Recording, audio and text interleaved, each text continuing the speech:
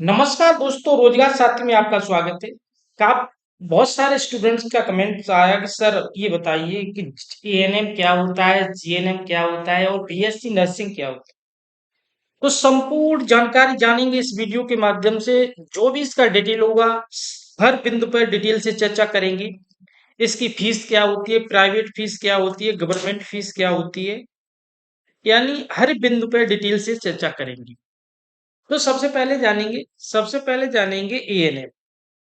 अगर एएनएम की बात करें तो ये 2 वर्ष का डिप्लोमा, क्या डिप्लोमा कोर्सेस है। कितने वर्ष का? 2 वर्ष का। इसे शॉर्ट फॉर्म में कहते हैं एएनएम। इसका फुल फॉर्म क्या है? Auxiliary nurse and midwife. 2 years का होता है। अगर जीएनएम की बात करें तो ये भी डिप्लोमा है, diploma in general nursing and midwifery. ये 3 इयर्स यानी 3 वर्ष का कोर्स होता है। अगर बीएससी नर्सिंग की बात करें तो बीएससी नर्सिंग एक डिग्री कोर्स है और ये 4 वर्ष का होता है, यानी डिग्री कोर्स है।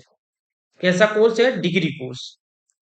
अगर आपसे बात की जाए एएनएम की, तो एएनएम का 2 वर्ष का है और जीएनएम का 3 वर्ष का है और बीएससी नर्सिंग का कितने का है? 4 वर्ष का।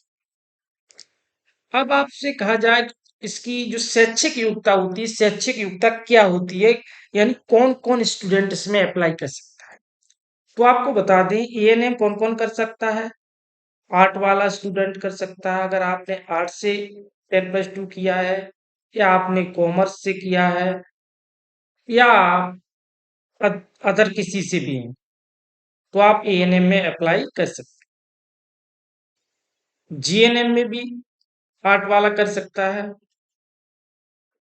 कॉमर्स वाला कर सकता है, या आप साइंस से अन्य किसी भी स्ट्रीम से आपने 10+2 किया है, यहाँ अप्लाई कर सकते हैं।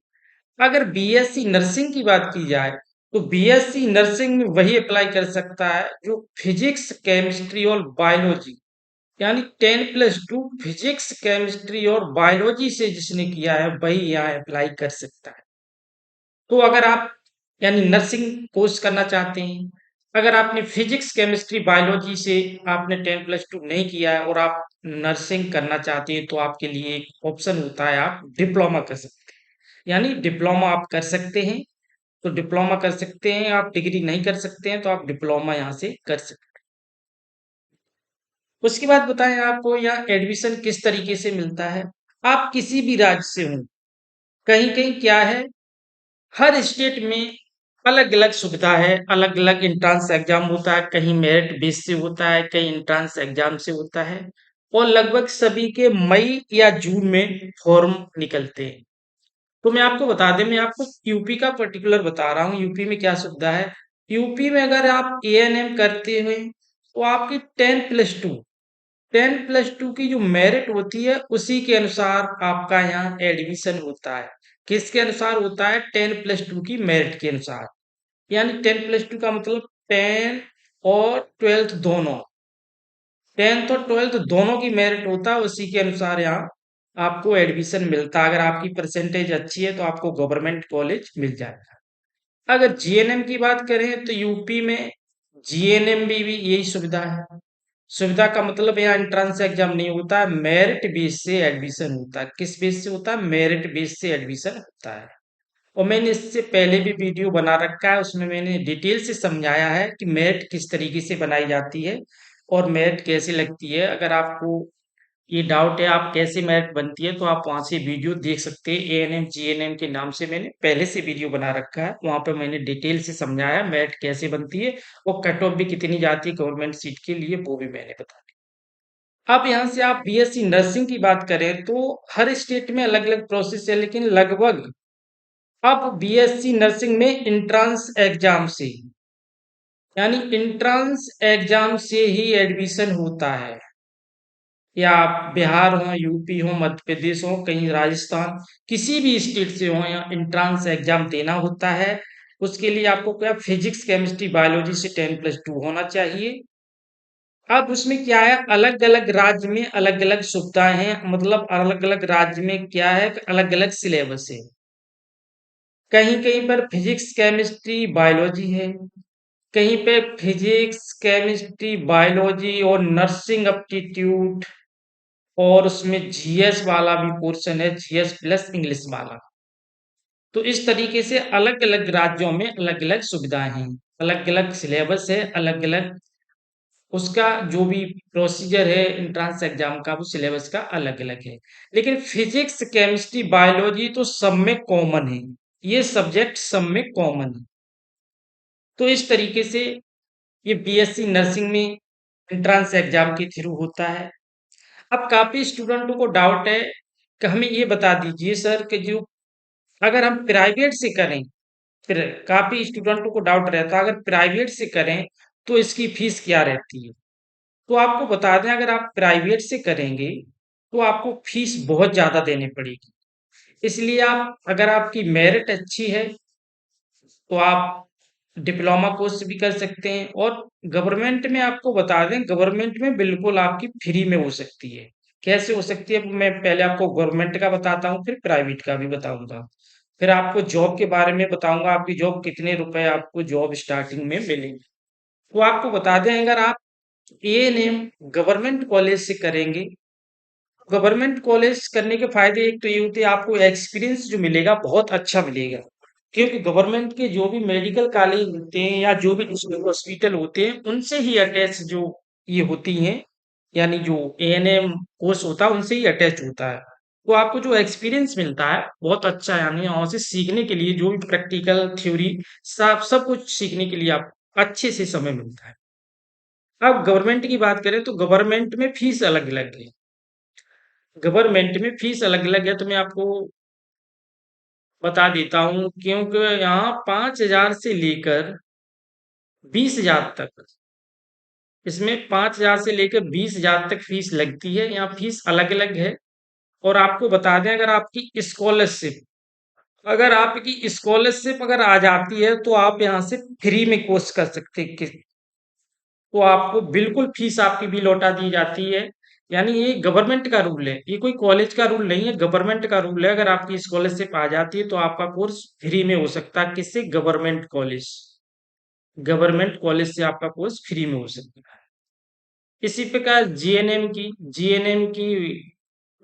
की भी मान लीजिए 20,000 से 30,000 के बीच में ही फीस होती है। 20,000 से लेकर 30,000 के बीच में ये भी जीएनएम की भी होती है। अगर बीएससी नर्सिंग की बात करें तो इसके थोड़े 35,000 मान लीजिए 35,000 तक जाने की संभावना रहती है गवर्नमेंट कॉलेज की फीस।